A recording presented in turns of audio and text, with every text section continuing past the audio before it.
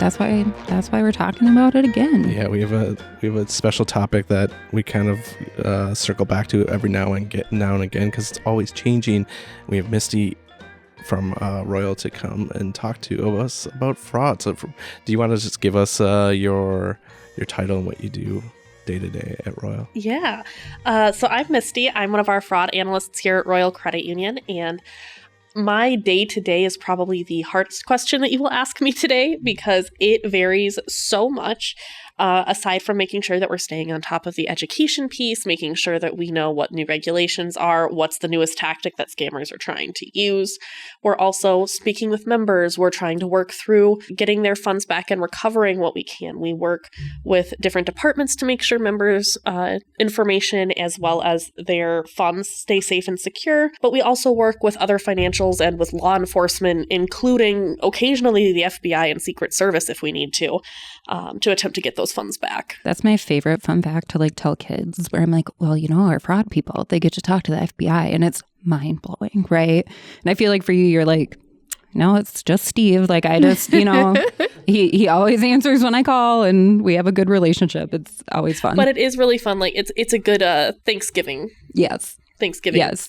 Flex on your cousin or whatever it is. It's like when I'm like, I go to prison all the time.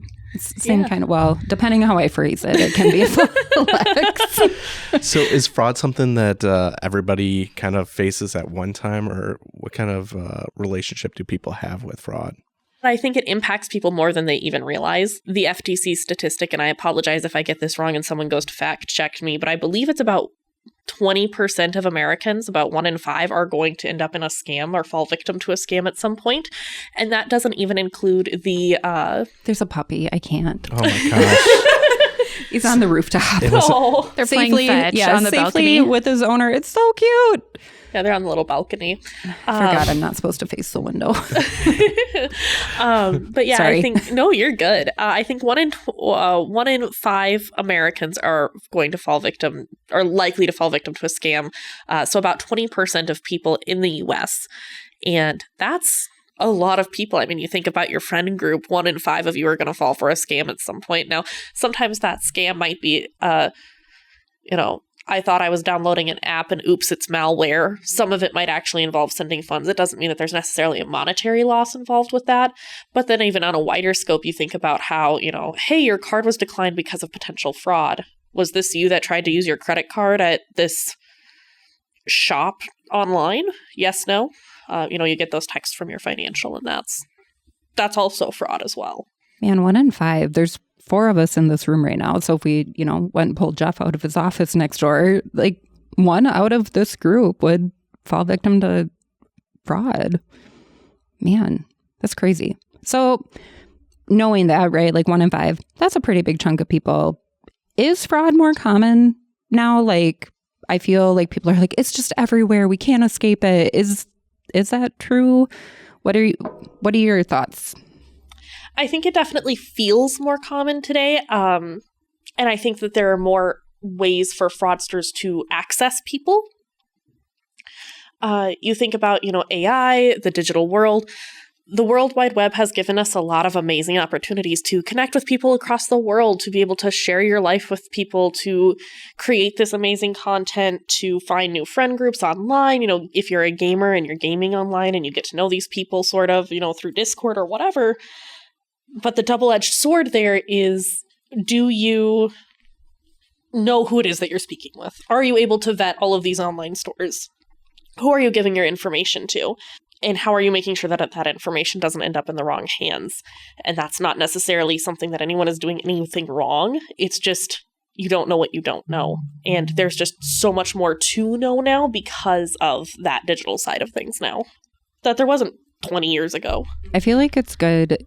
It's funny you talk about gaming online. I'm part of, stationary community online on Discord and on, Reddit and stuff. And so it's a very friendly community. So I find myself where if I have an extra thing from this certain brand, and someone's looking for it, I'm like, oh my gosh, I'll just send it, Yeah.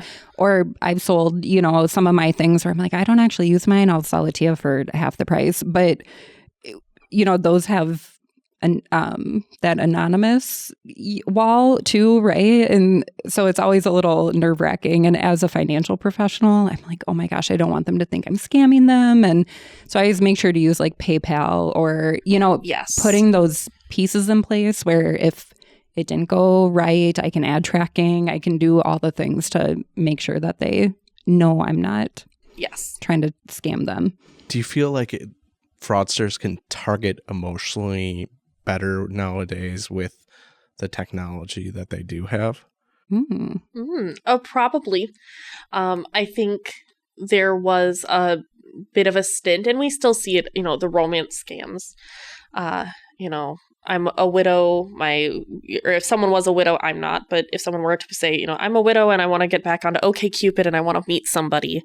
Oh, this gentleman lives in Florida. I'm in Wisconsin. That is a long distance thing, but we can still chat. Like we can talk, and fraudsters will absolutely take advantage of that, and they will play the long game sometimes. And sometimes it is real, and sometimes that's great, but boy, does it gets messy if it's not.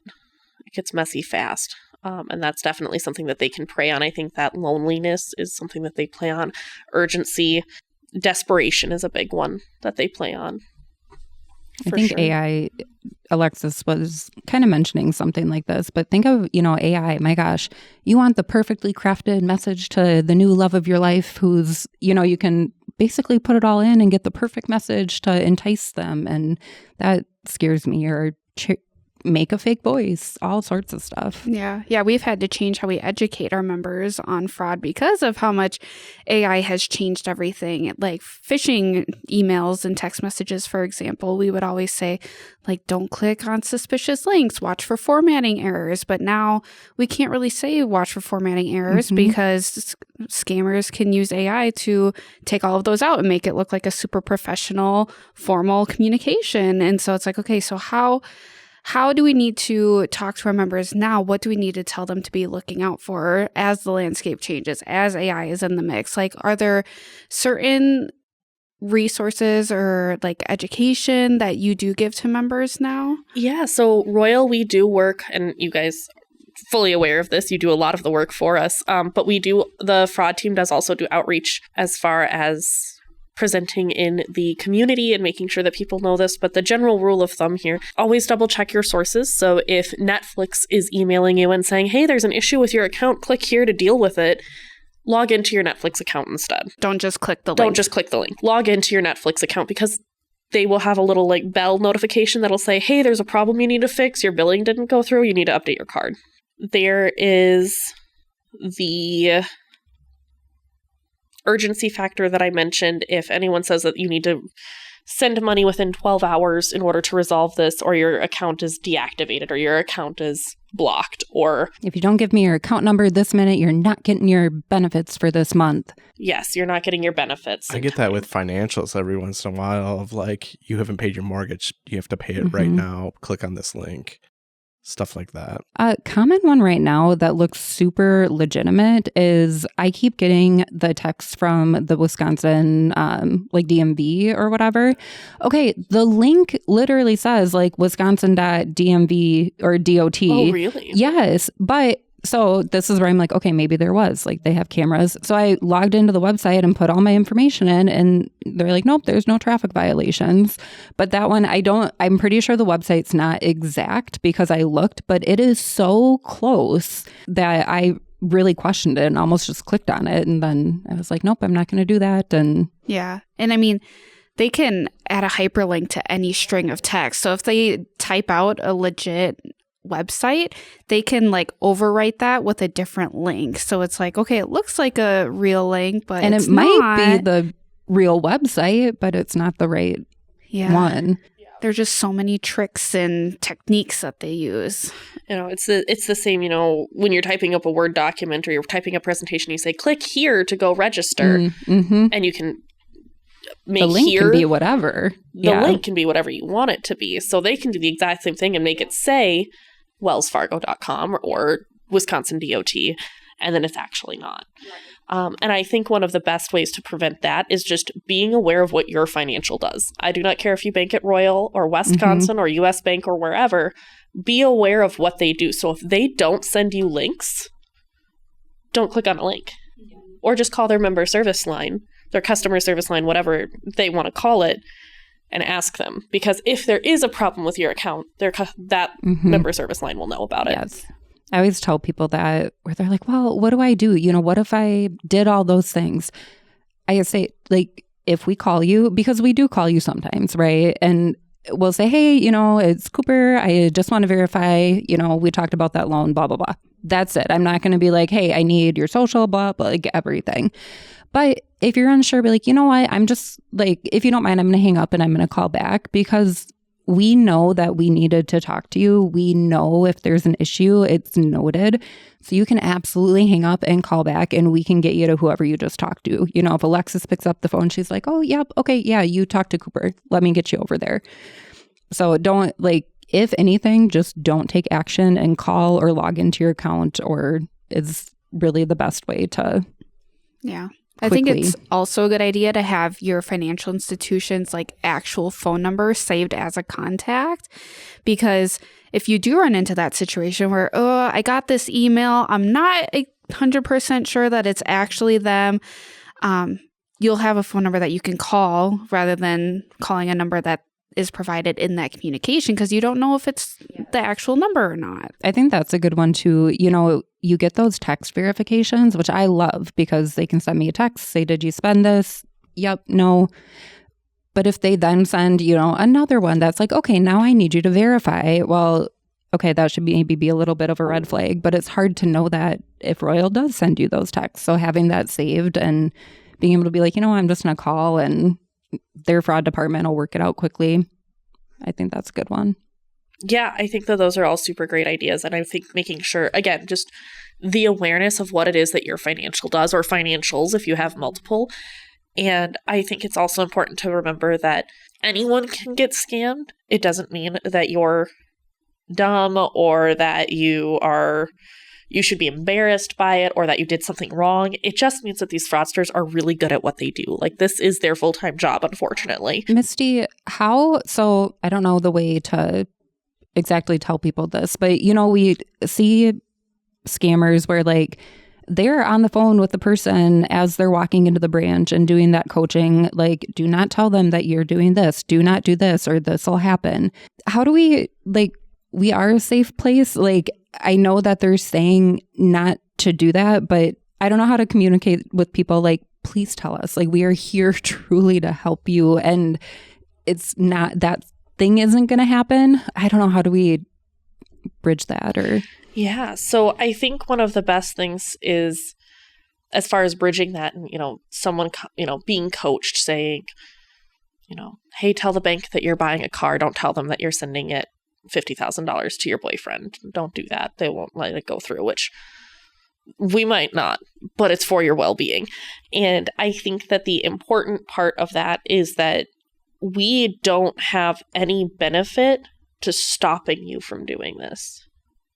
Us not sending that wire does not benefit us at all. Us not sending those funds, us not closing your car, you know, we don't benefit from that at all. We are truly putting in these stops because we need to help you. We are doing that for your benefit, not for the credit unions. Or, again, any other financial is also not going to benefit off of this. I don't care, regardless of if it's Royal or otherwise. And I think one of the best things is to have someone sit down and, like, tell us the story. Mm-hmm. Like, that's a good one. Walk us through the story and have them start at the beginning. And a lot of the time, I have seen it to where they'll be telling me the story and then they kind of figure it out themselves. Like, oh, there's the gap. Got it. Understood. Other times, we kind of got to walk them through it a little bit. But I think that's a good point too. You know, like, we are here for you, right? So maybe you do need to just come in and sit down and tell somebody what's going on before you're like, oh, got it. You know, like, that's what we're here for. Or maybe you need to call Misty and have her ask you some of those, like, okay, so did this happen, to help kind of uncover the true story behind that. That's a great thing about credit unions in general, is that we're kind of your sounding board. So financial education in any aspect, you could come in and do that. Yeah. And we know our members, like if you always go to the same branch, if you suddenly come in and are like, I need $50,000 in a check to X, Y, and Z, chances are I know that is not normal for you. And while, the front line, it's Alexis can, say you both can, but it's a fine line between being nosy and caring, right? But if we're like, hey, Julie, what's going on with this? Or like, what are you actually going to do with those funds? It's to help you. It's not because usually I do like to care because we like to celebrate those things too, right? If you're buying a new car, but I'm not doing it just because I am nosy, right? We don't ask the questions that we ask are not asked because we want to judge or we want to be judgmental or we want to go snooping. They're asked because we want to make sure that the story is making sense and we're trying to protect you. And I think that that's something that people forget, because I think people sometimes will get caught up and they'll be like, oh no, I can't tell the bank this because they're going to tell the government this or whatever. And it's like, or they're going to tell me I made a mistake or it's my fault, right? No, we want to help you. If it is legitimate, when you are buying a car, we want to celebrate with you. And if you're not actually buying a car, we want to keep you from making a mistake. And if you've already made one mistake and you're about to make another, I know that sunken cost fallacy. I've already spent $20,000. I might as well spend the rest of it. We have seen that before. That's been a conversation I've had to have with people where, okay, but we could save you that last $30K. Like, you don't have to go all in. Like, why don't you pull back? Why don't you pull back, keep that $30K where it's safe, see what that $20K does in the quote unquote investment that you've signed up for. The hard truth of it too is you're not always going to get that money back, right? Like we can try so hard in a lot of situations, but there are certain ones where, we can only do so much. And so in those where we're like, oh, let's maybe keep that. At least you're not out everything, right? So again, truly trying to help. Yeah. If you tell us that you want to send this wires are the immediate thing I think of. Once they're gone, we have zero guarantee on getting any of those funds back. That's not something that we can just dispute and get your money back. Once it's gone, it's gone. We can do our best. We can try to work with it, but if it goes to Wells Fargo or something and Wells Fargo says, sorry, those funds were spent, we can't get it back for you. That's that. Yeah. And that's why scammers often want you to wire money, right? And there are legitimate uses for it, but that one can be definitely a red flag. Yeah, for sure. Misty, what is people can wire really any amount of money. We always think it's larger amounts, but what would be a safer alternative that people, what are they actually looking for when transferring money to somebody? Yeah. So wires oftentimes come with a fee. And there's a lot of ways to transfer funds that aren't wires. So PayPal, for example, Venmo, any sort of money transfer feature like that works just as well. Goes into the other person's PayPal account. They can then use that to their heart's content. A wire is meant to get from point A to point B within a matter of hours. But again, once it's gone, it's gone. So a lot of the times people will use them for closing costs on a mortgage because those are a little bit more time sensitive, which makes sense. But then it should be going through a title company, and it should be a house that you have seen and toured, and you've been working with a realtor, and even if you don't have an agent involved, even if you're selling person to person, there's still a title company involved no matter what. Versus like, I need to send my boyfriend money. Okay, well, why can't you just send your boyfriend money via our person-to-person feature? Yes, yeah. Our account or our person-to-person feature on online banking, or why can't you send it via Venmo, PayPal or Venmo, yeah. or any number of those where you're not having to. There's still dispute right options potentially if something were to happen. Yes, there's a little more protection there for you. Again, not guaranteed, but more so than a wire, which is just gone. So how would you suggest that members kind of navigate the fraud landscape nowadays? How do you find yourself getting prepared for it? To navigate the fraud landscape, I think a lot of it comes with critical thinking, and a lot of it comes with the awareness that dupes exist and to just do your due diligence. So, if you're scrolling through Facebook Reels or something, or Instagram Reels, TikTok, whatever, you'll probably see this like 5 ads for the same luggage, and it's 5 different brands, but it's all the same luggage. Mm-hmm. Well, one of those might be real and the others might just be scams. So do your due diligence, and before ordering it, Google it. Is there a Reddit thread about it? Is there a Better Business Bureau? Is there, a legitimate website that you can find? Is there actual reviews, not just on the website, but like on Google reviews of the website? Yep. Can you get it on Amazon, who you've trusted before, right? It's so hard, though. I keep getting served, like, get this camera for super cheap that you really want. And I'm like, and it's just like, I know it's too good to be true. Like, that's not a real thing. But you want it to be true. But I want it to be true. That can be one of those emotional factors, right? Same with, I did get distracted by a puppy, but there are scams out there, right? Where people are like, oh, get this puppy, do whatever. And you send the money and you don't get the puppy. I actually planted that puppy just to illustrate that. Oh, just so that we could have that conversation. Just to have that emotional heartstring. Smart. Clever. Yeah, clever. Side note, if you ever tell us you're getting a puppy, we do expect to see the puppy. So. Oh, you should have told me. I would have brought my dogs in. Well, yeah.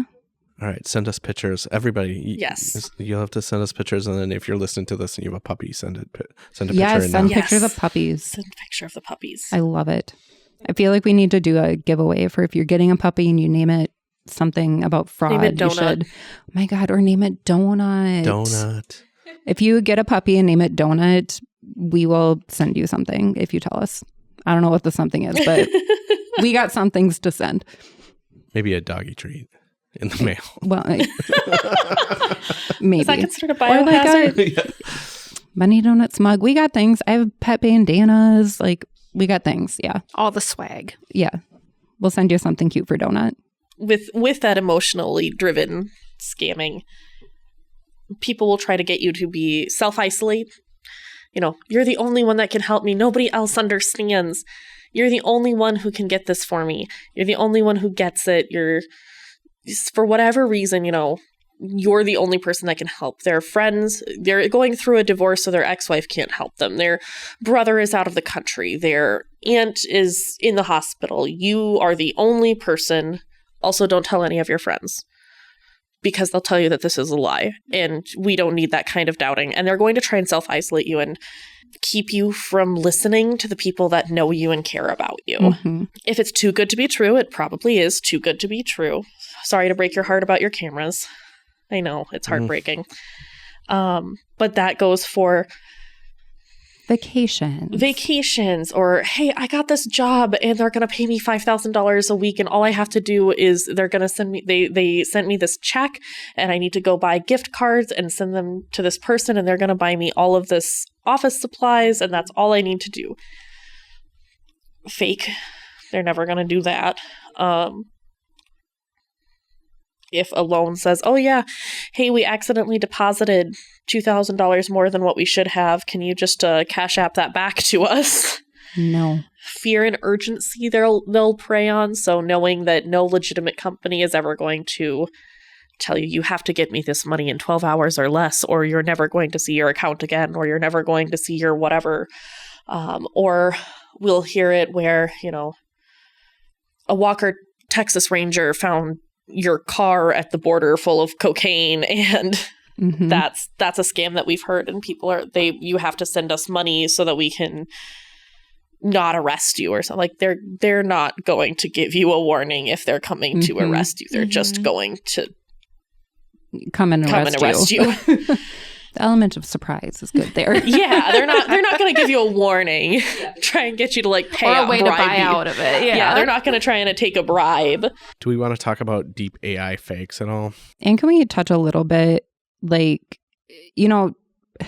of the scams and things, technically they can happen to anybody, right? But we are seeing a lot with the younger generations. And so, they're not the ones listening probably to this podcast, but what do we want parents to know? Like honestly, I think talking about checks is a really good thing to do with your kids. You might not be using them, but Misty, why would that maybe be a good conversation starter at home or topic to touch on? Yeah, so we'll start on the checks and then we can hit your question. Definitely talk to your kiddos about different ways to get funds and what that looks like. So the rule that I say is if you get a check and you do not have to sign the back, bad check. Don't spend those funds. Don't deposit it. Bad. Checks cannot be sent via email, Instagram, Snapchat, TikTok, whatever instant messaging flavor of the week there is out right there now. Which does happen. Like, we're not just saying that. It does happen, and we've seen it happen. These are things that I see all the time, multiple times a week. Anyone who says, like, yeah, I'm going to send you a check, and then they send you a picture for you to deposit on your phone, and you don't have to sign the back of it, bad check. If they send a picture of a check, bad check. It should be the physical paper check that you receive. You have to endorse the back of it. You have to deposit it. And then here's the kicker. Wait at least, if not 9 days, 3 business days. So not just Friday, Saturday, Sunday, but 3 business days before using those funds. Because on average, that's about how long it takes for the other financial to tell us, actually, those funds are bad. It takes about 3 days usually. So even if you have funds available right away, that doesn't mean that those funds are guaranteed good funds. Wait, but the check takes it out of the other account. So if I put the check in and it says, hey, you got $100, they might not have $100 in their account, even though it gave me the money? Yeah.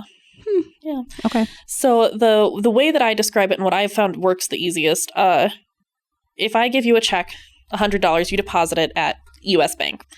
U.S. Bank says, hey, here's $100. We're going to go talk to Royal Credit Union to make sure that these funds are good. And so they have to send the message over to Royal Credit Union. Royal Credit Union then has to say, yes, those funds are good, or, ooh, actually, hey, there's not funds in there. And if they say there's not funds in there, U.S. Bank then says, oh, hey, sorry, we got to take that $100 back. Sorry, kid. And send it back to us because, or they don't send it back to us because we would be sending it to them, but they would just take it back because they credited you on out of their own pocket, basically, while waiting on us to credit them. Mm-hmm. So then once they figure out, hey, bad funds, well, if you spent the funds, your account's negative now. We know sometimes there's overdraft fees associated. So now essentially you owe U.S. Bank whatever that amount of money was. So that's why it's good to wait. If you wait, the funds are, it's hard to explain. The funds are still in your account, but when they get taken, it's just a wash, right? Like, yeah. So they get deposited, wait 3 business days. If it's a bad check, usually they're back by then to be a net zero. They get deposited, they get withdrawn. You're not out anything because you didn't spend them. And if it doesn't get removed from your account, it's less likely that it's fraud. I'm not going to say that there's not exceptions to that rule with the 3 business days, but at least wait that long. That's my pro tip. And you can always, say you got a check from Royal Credit Union and you bank at U.S. Bank, you can come to Royal Credit Union and cash that check. And we absolutely right then know if it's good, if it's not good, if it's fake. So you can do that at any financial. Don't be afraid, to just walk into U.S. Bank or Wells Fargo and say, hey, I got this check. I don't do business here, but can you cash it for me? Can you check? And they can be really helpful in that way too. And I also know, as thinking with the youths, the younger audience that hopefully their parents are listening here, making sure that they understand how businesses work is really important. So again, if you say that you're getting a loan and someone needs to deposit funds and, oh, hey, actually, we over deposited $2,000 into your account. Can you Cash App that back to us? Can you send us gift cards? I think just the awareness that, that's not how businesses operate, and just that will probably make them feel better. There's also a lot of fear tactics that go into that. So a loan company, quote unquote, might say, they might seem really, really nice and willing to help you and walking you through this. And then, oops, we accidentally sent $2,000, Cash App it to us. And if you don't respond right away, now they're going to get aggressive, and now they're going to start threatening, and they're going to say, we're going to call the police on you. We're going to sue you. We're going to take this to the courts. And they're going to be very, very aggressive. And you can block a number. You can just block them. Those funds will probably bounce. Kids are so online these days. Like, I think, you might meet someone, right? Similar to a romance scam, and they are your friend, and now they want money. A good friend is not going to do that. That's my, advice too. So I know it can be scary when you're like, oh my gosh, my friend's dad is in the hospital and he just needs money to do X, Y, and Z. Like, no, that a legitimate friend online is not going to do that because, But also, the hospital's not going to charge you until you're like done. Yeah. Like they're not going to keep you in the hospital and not let you leave until you pay. That's not how that works either. Can we explain for people who are maybe not AI savvy, what does that mean? An AI deepfake is something where someone has manipulated an image or created an image using generative AI to make something that didn't actually happen look as if it happened. So a really popular version is you can like put your face on, I don't know, Nicole Kidman's body and see your face as the main character of X movie. Or so if there was a video of a person shoving a person into a car, they could put like my mom's face on the person being shoved in the car, and I could think that she got kidnapped. Yes. Yes? Okay. So that's a very scary example. A lot of people will use it for more lighthearted stuff too,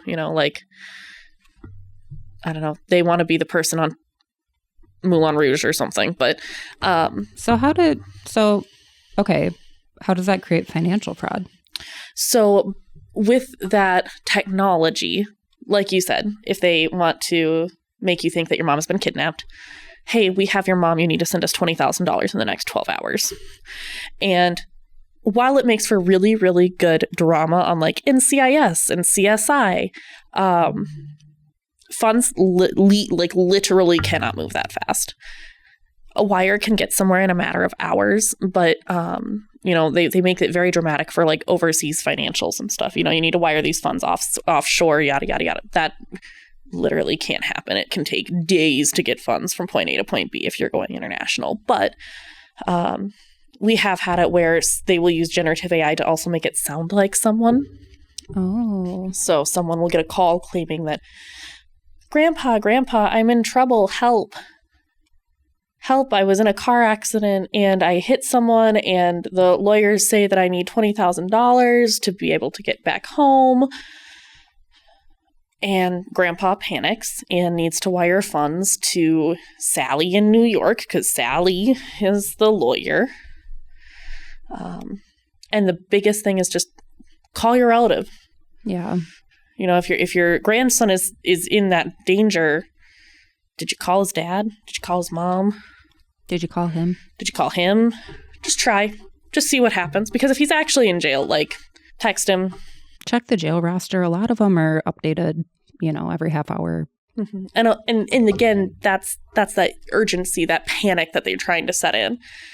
No one needs funds that quickly. No lawyer needs funds within 12 hours or else. And it's hard. It's really easy to say don't panic right now, but when you think about it in the moment, yeah, you're going 50 miles an hour. You just want to make sure that your kiddo is safe. You want to make sure your loved one is protected.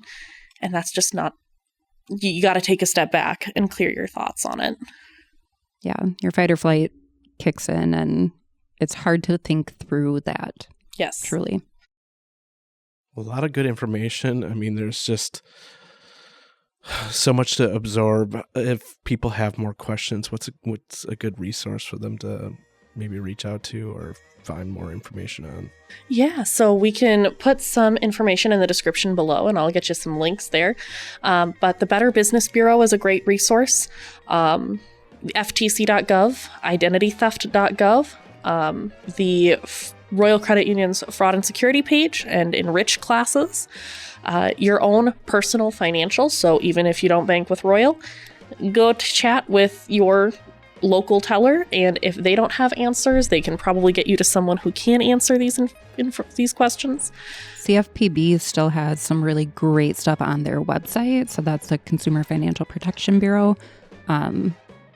There's some stuff where it's not always being updated right now. It's kind of in limbo, but they still have really great information out there. Yeah. Also, your local libraries, your local senior centers, ADRC, Aging and Disability Resource Centers, anything like that is going to have a lot of information as well. Any sort of local community outreach will have some information or directions for you to take on that. Perfect. Misty, thank you for taking your time to talk to us today. For sure. Thank you guys for having me anytime.